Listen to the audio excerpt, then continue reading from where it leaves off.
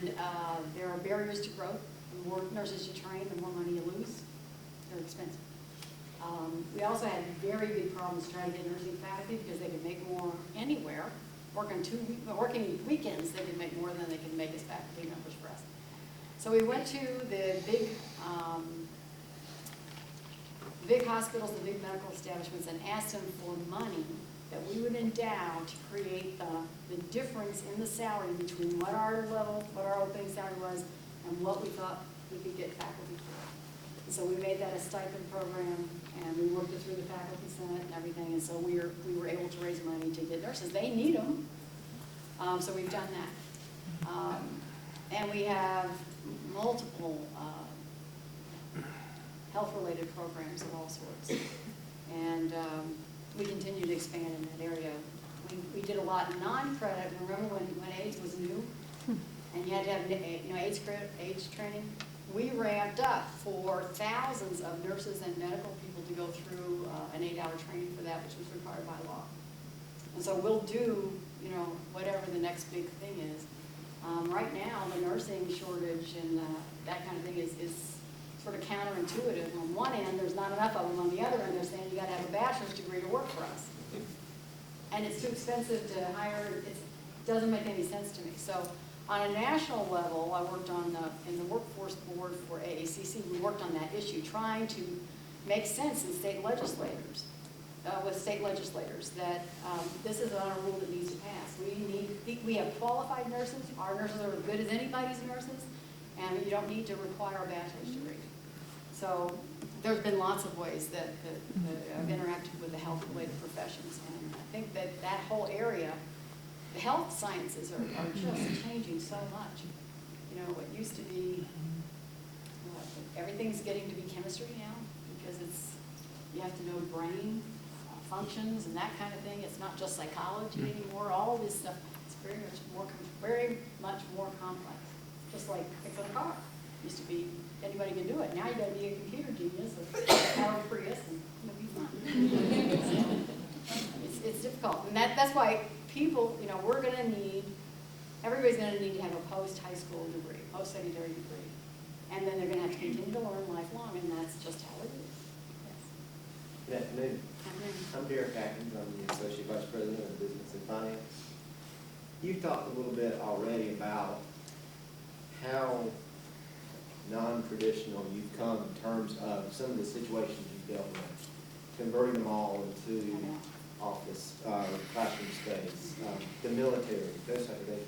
I'm sure you've run into some rules and regulations that didn't exactly conform with what you want to do. If you get to North Carolina, you're going to run into some of the same type of situations. Can you elaborate a little bit on how you deal with situations where the rules and regulations don't exactly allow you to do exactly what you envision or what you want to do? Okay, I think before you can play, you got to know the rules. Okay. Then you can figure out how you want to change them, or how you're going to work with them, and then how far you can get around it. Okay, sometimes it's a brick wall. It's not really a rule or a law. There's ways of doing things that if you're resourceful, you can figure out. I don't like no. No, you can't do it. Well, I want to know why. Okay, well, how could I do it? Why can't I do it? We've actually gotten laws changed, and things have evolved over time. We didn't used to be able to advertise.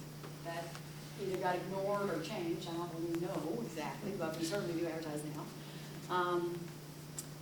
And there are lots of things. You still got to go through and get your check marks. You still got to stand in line. You still got to do all those kinds of things. But a lot of this stuff is political.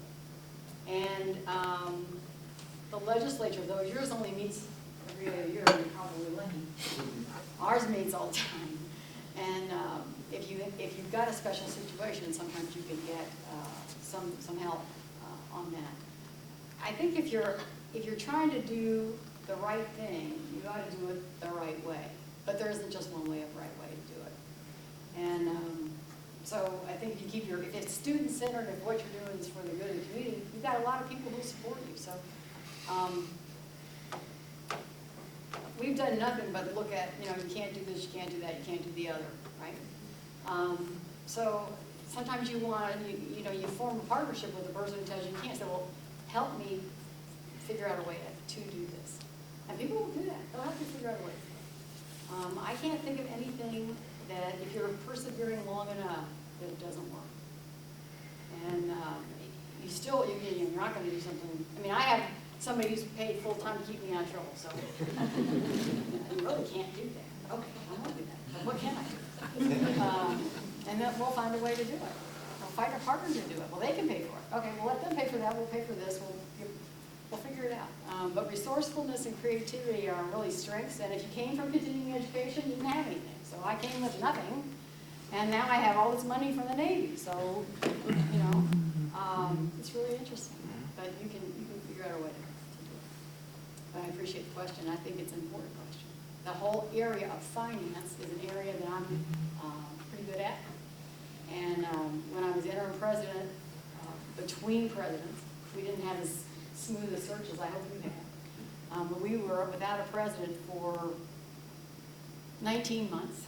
And the executive vice president became the president for a year. And then I was president after that. So I used to work for him, and then he ended up working for me. So there are lots of areas that you can be effective in. So my point of that was, when I was interim president, I had budget workshops for the board, because they need to understand all this kind of stuff, at least parts of it, have chances to ask questions. All of our meetings in Florida are the public record. You get this going on all the time. And so people don't feel comfortable asking questions, so in a workshop they will. So we did workshops on finance because we wanted everybody to understand and ask questions and get a thorough idea of what things cost and how things worked. And I think, you know, that's an area that you have to know the rules to be able to play the game. Yes, ma'am. I'm Dr. Lewis, Director of Grants Development here at college, and I'm the only full-time person working to raise external funds for the college. Okay. We wanted to. Are you Gary Green's person? Yes, I am. Oh, okay. Not anymore. Oh, Gary Green's, okay, they stole you from me? Okay. I knew you were here, that's why. Yes, but I wonder if you would give us some ideas of what your thoughts are on resource development and how you would assist the college in moving forward in that direction, because that's a huge need with the state funding, as you learned in your area. It doesn't meet all of the needs of the things that we want to accomplish here. So if you could kind of give us some thoughts on that, we'd appreciate it. Oh, sure. I grew up on grants. The first full-time job I had was on a grant, and I had to get it refunded every year, and everybody was nervous, you know. That's how it works, right? But I think if you know what you want and go after the money, that's great. If you're just going after money, I think you get in trouble that way. So I think you can get, you know, the tail wagging the dog sometimes. But other than that, I think that this particular college is positioned for, you know, some sort of National Science Foundation assistance for what you want to do in Kannapolis. And there are plenty of places to look for money that were not open to us before. By sitting on the AACC board, the National Science Foundation comes in and tells us that they're looking for colleges to apply for the following money, and I'm writing down everything. And then, you know, that's a relationship that's there. And you can partner with other groups, you can partner with, you know, some of your universities to do the same sort of thing. But there's plenty of money now for community colleges that wasn't there before. I'm very much a proponent of that. I think it's good for professional development. It helps you buy things you wouldn't normally do. It helps you start pilots sometimes. But you got to be really smart about which ones you go after and which ones you don't. Some of them you have to build over time. You know, you start with a small one and then they come back to you and you come back to them. And you know, that's the same thing as continuing education. When you get a customer and you make them happy, they want to come back to you, come back to you. So I'm very much a proponent of other people's money, very much a proponent of that. Though I think that North Carolina seems to be pretty well funded in the future. I mean, I think this is a state that's probably seen the worst of it, I hope, but probably seen the worst of it, and now it's going to be taking its future in its own hands and going forward. Add a caveat to that. Would you feel it was important to have an active foundation? Oh, yes. Oh, my. For friends, for money, for alumni, for all kinds of reasons. I think it's very We have a pretty big foundation, but it's not very good, you know? It's a technical, it's relationship and it's this finance skill. You gotta get the letters out on time, you gotta get the annual report on time, you gotta have this accountability to the givers. You gotta be friendly to the givers, you know? That takes a lot of time. So, we haven't done it well. We've surrendered our alumni to the universities, and that's where they think they're affiliated with. So, you know, with nursing and things like that, you've got people who have done well. You know, I go to Rotary, somebody comes up to me and says, well, I've done well, my wife went to your nursing school, we want to give you money, how do we do it? You know, what a great question that is. So, but you've got to have the follow through and all of that. Time That's probably how I for make- one more question, okay. Dr. Spalding. Yes. Okay, I just kind of want to get I'm Garland Clough, I'm Program Head for Business Administration, but more importantly, I'm the faculty advisor to Rotaract Okay. on campus. But I kind of want to get a sense of priority from you. Now, I want you to know that Greg driving a Toyota, that's about the extent of globalization on our campus. Okay. So we're really starting at It's a good this start. base. But because we've got a neighboring college here who's half our size, they got a new president maybe 3 or 4 years ago, and her priority was globalize your curriculum. Oh. And now when I go to meetings, I'm sitting in awe hearing the things that they're doing just because she set that priority. And so you kind of mentioned what you feel about globalization, but what do you think also of service learning? I'm a big fan of service learning. What I worry about for service learning is the student who's really a full-time worker and a part-time student, and how do we make that happen? So I'm very much a part of it, but what we've done is required it, and a lot of hours of it, and I think it might be a barrier to graduation. So I think there's some limits to it, but I'm very much into service learning. I think it's a very important thing. In terms of priorities, I've read your long-range plan, and you've done a lot of work to set, number 6 action item or something was about, what happens if we get this president and we don't know what they're gonna do? You know, I think that's perfect, you know, it's perfect. All this work's been done, all this thinking's been done, all these long-range, you know, I would wanna build on that. I mean, I wanna to look at it and see what I could add to that, you know, what I could bring to the party. And what kind, I don't like silos very much, you know, I don't like silos very much. So I would look at that and pay attention to it and honor that, a lot of it. But I probably would, after looking around and listening to both the community outside and the community inside, want to see how it could be shaped.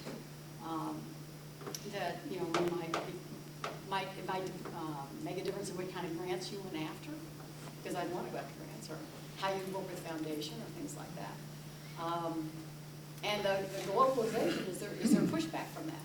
How do you feel about this globalization or internationalizing the curriculum? How do you feel about it? We apparently don't. Yeah, okay, so, you know. Then some of us are have the perspective that, you know, if we don't, the consequences are going to be more severe if we neglect it. Oh. You know, I think the globalization is going to happen. How force-fed it's going to be, or how, if the state comes to you and says you have to do it, you know, they can do stuff like that. But I think building consensus and building, you know, helping everybody see possibilities and ideas. You know, you may not think you have enough money to do some of this stuff, but you might. So I would want to entertain that, certainly. I was not aware of, to the extent, what you have and what you don't. And I think until you listen enough and know enough about what's going on, you don't make radical change. You might add some things that you know would be easy to do, or enhance some things that would be easy to do. But I wouldn't walk in here and say, you know, you need to do the following 1, 2, 3 things until I really checked everything out. And, I'd have a couple things that I'd want to do in terms of starting programs or enhancing programs or giving ideas. But I want to, learn the neighborhood. You've got a very successful college, and I would want to make it more successful. Very good. Dr. Spalding, we want to thank Thank you you. and Francis for joining us. I want to thank all you for joining us. Dr. Spalding, we have with us a reporter from the Salisbury Post. Okay. We want to spend a few moments with All you right. and your husband. And they also have a photographer, so let's give her a big hand. Enjoy a cookie or a drink on your Oh, way yes. out. Thank you. I'll have a cookie.